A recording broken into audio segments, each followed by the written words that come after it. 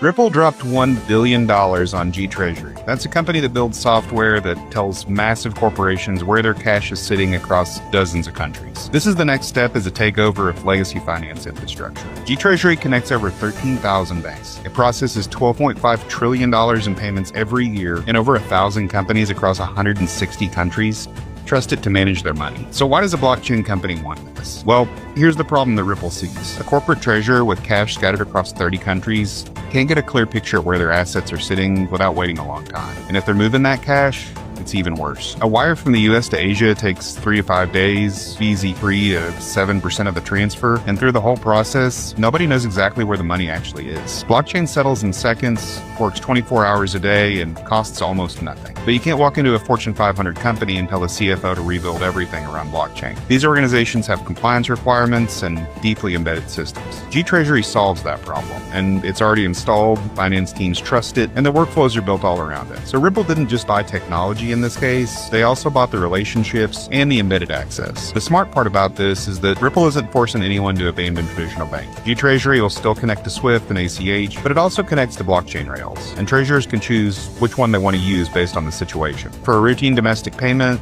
they can use traditional banking if they want to, but an urgent international payment can use the blockchain option. They'll have the same interface with multiple rails, and with blockchain benefits, it makes sense that more transactions will start to make use of that option. This deal makes more sense when you see what else Ripple has been acquired. This isn't one purchase, but really part of a coordinated strategy. Medico came first when they bought it back in May of 23 for $250 million. Medico builds institutional custody where large institutions can store digital assets securely. Banks don't want to move meaningful value through blockchain without somewhere safe to store it. Hidden Road came next for $1.25 billion, and now they named it Ripple Prime. They clear over $3 trillion annually across Forex, crypto, derivatives, and fixed income. And they have over 300 institutional clients moving billions of dollars daily. RLUSD, which is Ripple's stablecoin, now works as collateral across Ripple Prime's products, and institutions can use stablecoin holdings across leverage, trade derivatives. They can also earn yield on capital that would otherwise sit idle. And then they also acquired Rail in August of 2025 for $200 million.